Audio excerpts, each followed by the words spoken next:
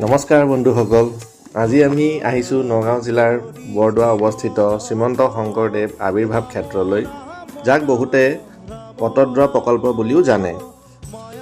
এয়া দেখিছে, এখন সোমাই আহি আমি এই মণিকূট ভাগ দেখিলোঁ।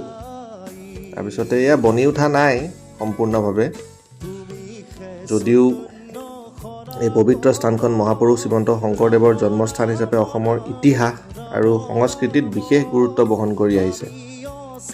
আজি বিহুৰ সময়তে আমি আহিলোঁ এপাক, তো আহি পাই দেখিলোঁ আজি যথেষ্ট মানুহ সমাগম ঘটিছে।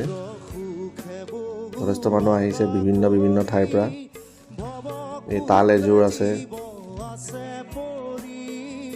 খোল এযোৰ আছে। এইটো এটা একচুৱেলি ৰিচাৰ্চ চেণ্টাৰ, যিটো সদ্যহতে এতিয়া বন্ধ কৰি থোৱা হৈছে। সম্প্ৰতি নতুন ৰূপত সজাই তোলা এই প্ৰকল্পই অসমৰ বৈষ্ণৱ সংস্কৃতি, আধ্যাত্মিকতা আৰু ঐতিহ্যক এক নতুন পৰিচয় দিছে।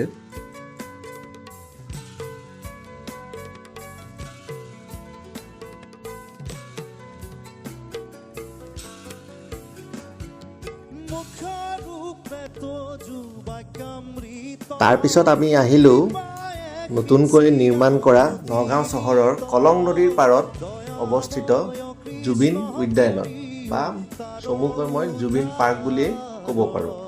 কলং নদীৰ পাৰত আছে এইখন, তো বৰ ধুনীয়া লাগে। বিশেষকৈ সন্ধিয়া ভাগত আহি ইয়াত বহি পেলাই অলপ সময় কটাব পাৰি। প্ৰকৃতিৰ শান্ত সৌন্দৰ্য, নদীৰ কাষৰ মনোমোহা পৰিৱেশ আৰু সুন্দৰ সজ্জাই এই ঠাইখন নগাঁৱৰ এটা আকৰ্ষণীয় ভ্ৰমণস্থলী হিচাপে গঢ়ি তুলিছে। আমি এনেকৈ অলপ দেৰি ইয়াত থাকি অলপ উপভোগ কৰি ইয়াৰ সৌন্দৰ্যখিনি আমি আৰু ঘৰমুৱা হ'লোঁ ফাইনেলি।